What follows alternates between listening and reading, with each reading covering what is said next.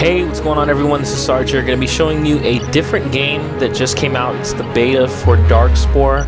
Now, for those of you who are wondering what this game is all about, if you ever got a hold of a game called Spore, which was released, I believe in 08, this is kind of an expansion to it. Well, not really. It's a completely different game, but it uses Spore as its primary platform and feeds off of it, basically. So a lot of the stuff you're going to see in this game come directly off of Spore, and as you see me here in the editing phase, where I'm actually starting to edit my little hero here, all the same things apply. You can attach all these new items that you unlock during the world, including color and correct your hero that you can use in battle. Now, this is going to be a little different from what Spore is all about. In Spore, you actually started off as a little cellular organism and then evolved over your time during the game, whereas eventually you would reach outer space and then travel around worlds and explore the galaxy. In this case, it's more centered on specifically heroes that you unlock during battle and while you're playing. If you want to think of the game, it's more of a cross between, if you've heard of League of Legends, Dota kind of game style it looks, and it also incorporates I want to say, well, you're not really, it's not strategy in the sense you're not building items, but you're just focusing on heroes and then leveling them up as you go along. So I guess you can say a little bit of Diablo 3 action. So here it's an open world. You can go through campaign. I don't think the core game is open in the sense that you're online, but you go through levels and you can party up with buddies, which makes the game extremely fun when you have friends that you can communicate with and play together. They also have a PvP system where you can battle against each other or other players online. But here I'm going to be showing you guys the campaign. So it's only the single player, and I'm just going to go through just some of the basic stuff on what you're looking at here. I'm running with the guy, the hero that I'm playing with is Blitz. You can have 3 heroes at a time, at all times, and then switch between each hero during the battle. So here you'll see me switch between certain heroes to use them. Right now I'm using Blitz as my primary, but I also have 2 other heroes as well, and I'll go over their stats. But yeah, as you see me here playing, I'm just going through the objectives, which is I'm taking out everything, want to destroy all possible life forms on the planet, and at the same time I'm leveling up, picking up DNA points, as you just saw me pick up there, and I also have a health bar, which is the green bar at the top, and then a blue bar, which is my mana, or I guess you would say my abilities power. So all the abilities that I have right now, I only have 3 unlocked. I'm only on the 2nd level, I believe, and I have my primary attack, and then a secondary, and then a 3rd. Here you see me just switch to a new hero, and I'm using him as well. But what I want to do is actually talk about things that are going on with my YouTube channel, things to look forward to, and to what to expect. One of the questions that I get a lot is, you know, am I going to upload any new games? And that's what you're seeing here. It's just something that it's a little refreshing, because I've been, you know, Battlefield out for a while now. I've been on the game since beta, and it's been way over, I think, about a year now, over a year, that I've been playing Battlefield Bad Company 2. And so this is a little refreshing, and I'm not sure if any of you guys have seen the tweets that I and Mass Death have been putting out. We've been also playing Team Fortress 2, which is an old game, but we just bought the game and started playing it. It's ridiculously fun. I'll be uploading some footages of that as well, and possibly commentating over it. And these are just games that some of my subs have been asking me to check out, or just some, you know, add a little more flavor to my page. I know many of you guys love to see my commentaries on my squad game, or sharing tips with you in Bad Company 2, and don't worry, I have lots of that in store. I'm actually currently working on 3 different Bad Company 2 projects. I have the next upload after this will be a commentary over a match that we just had with my boys over at AOD. We had a clan match. It was an 8v8, and so I will definitely be posting that up next. And then I also have a montage in the works. I know many of you guys have been asking about coming out with another montage. So I'm working on that, and then several other projects with Mass Death, including a lot of the newer communities that we've been working with together. And then there's also a big surprise. I'm doing a large series where I'm going to be starting up. Well, I'll let you know. Basically, I don't want to talk about it now, but anyways, back to the game here. As you see me running with the second hero here, I'm going to be using some Plasma Blast as my primary, and I think my skills are, one of them, I drop like a Tree of Life that allows me to heal myself during battle, and then I have little minions that I spawn next to me that also help me in battle. I don't know this guy, he's hacking away at me, but yeah, let's see here. I'm going to take him out, and then let's get that tree up, and so I can heal myself there. So, what in Spore, that was a game, if you guys didn't read my channel, was a game I tested when I worked with EA. And when I was game testing with them, Spore was the first project I landed on, and it was really, really groundbreaking. And just to see the amount of content that was in the game that allowed you to freely customize your player or the unit that you were using to pretty much anything you can think of. I mean, it was beyond. This is technology that was just not even announced yet. I think, and at that time they had Robin Williams who came and checked it out and gave a really nice review of the game. And so Spore, I was on it for about 3 months. And I got to test that game and I really enjoyed the team, the project. It was very fun, innovative.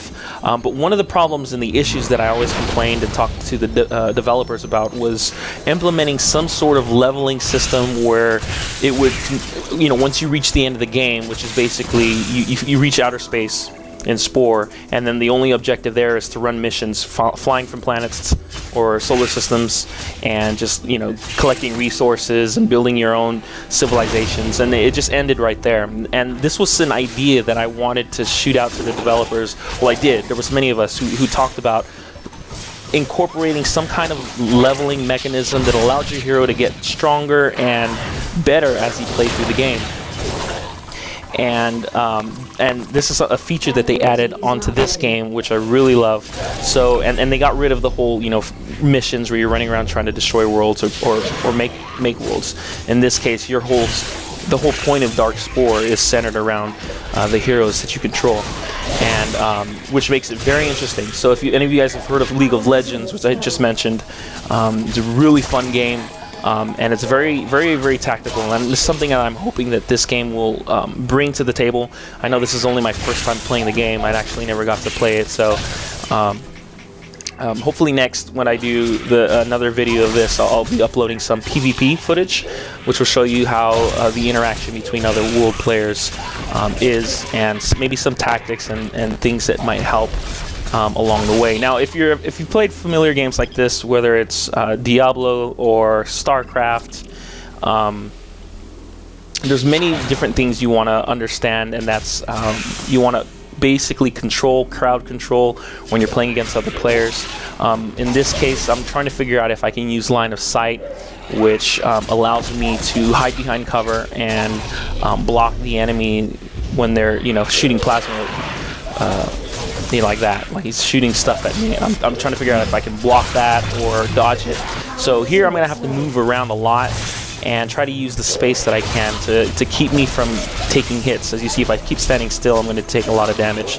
So I got to keep myself on the go and preventing the enemy from locking on me. So yeah, same things apply. It works. I mean, I'm using a lot of the area around me to keep me to get more familiar exactly what's going on. So I want to be able to move and attack at the same time. I seem to like this hero Blitz here, so I'm going to use him a lot more often, and then spamming some of his other abilities, switching off to another hero there. But as you play through the campaign, you're going to start unlocking more abilities, and then you're going to be able to unlock more heroes along in the game. I think the max level is 50, and there's a lot more heroes you can unlock, but when you're playing the game, you can only control 3 at a time. So when you go back to the menu, you get to select which 3 you want in the game, and then use those when you start either PvPing or playing in the campaign. So it's really fun, again, like I suggested, if you get to get some players or some of your friends to join on you, that makes the experience a lot better and makes it more enjoyable overall. But a question that I had that's one of my subs asked is what does it take to game test? I know that's something that's very interesting to some of you, because I did do it full-time. It was a job that I got paid for full-time.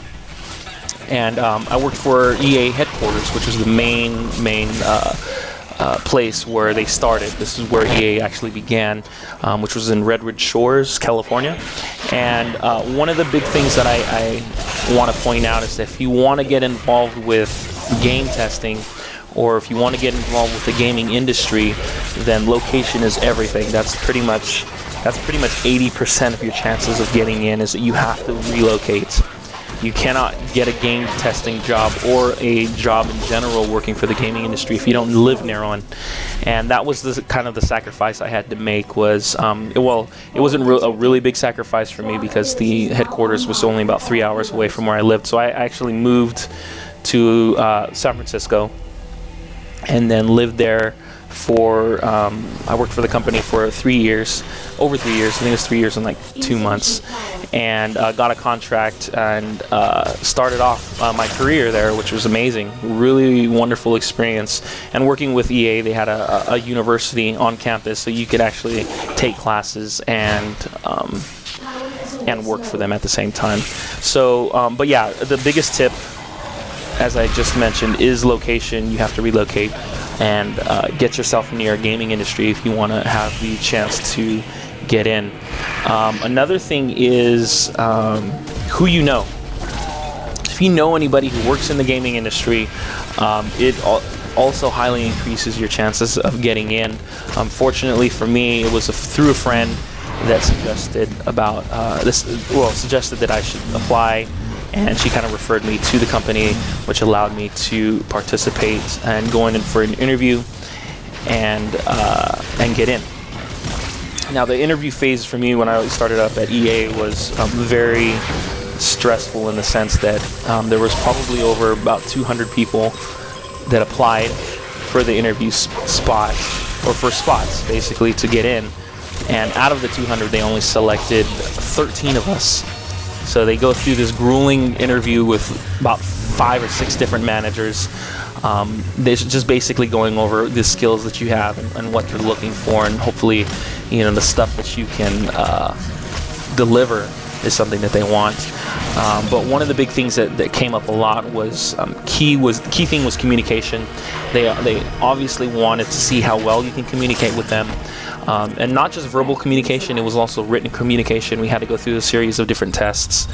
And I think the first test that they gave us during the interview was a stapler, and they asked us how many different ways we could test it.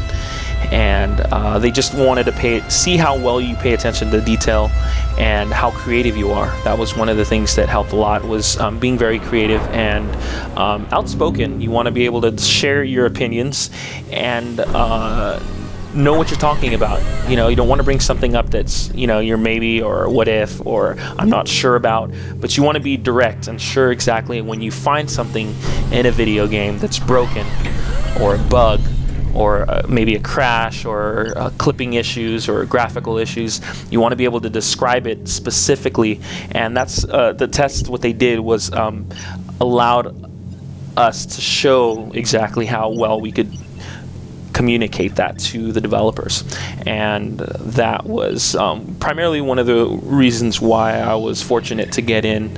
I did do pretty well on all the series of tests that they gave us, and out of the 13 of us that were selected, only 8 of us actually got to make it through after the 2 weeks of grueling tests they gave us. And so again, working with them for 3 years was an amazing opportunity, and the only reason why I actually ended up leaving the industry was for my own personal reasons, I think, or a family that we had, a business that we had over in where I was from, was kind of going through the whole economy thing, and I made the decision to come back and try to pick things up again.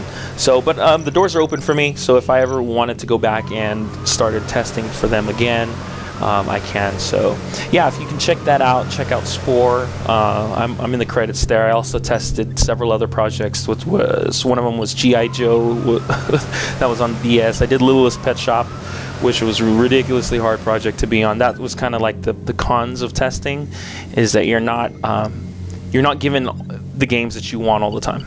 So like games like Battlefield were the ones that I wanted to be on, but I wasn't able to actually test those. They actually put me on some of the smaller projects, and it wasn't until I started working for the company longer enough that I got to land on some really good ones like Rock Band and Dead Space and Brutal Legend, which was a really fun project too.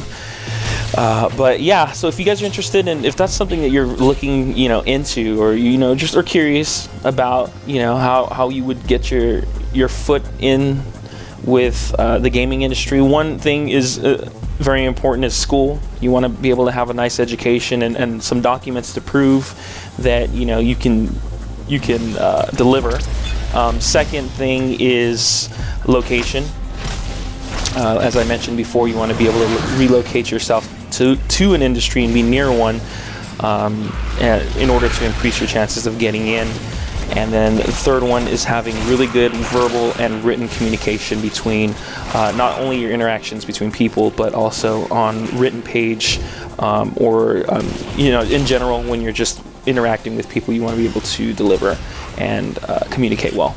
So hopefully that covers some of the questions that I've been getting on my channel and in my inbox.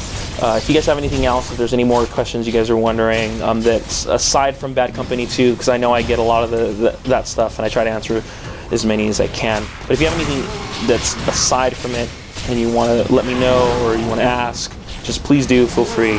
And if I don't get back to you soon, I'll eventually get back to you.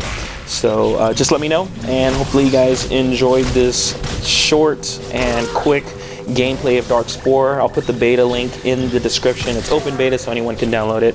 Check it out. Very fun game. Get some friends and pwn it up. Take care, guys.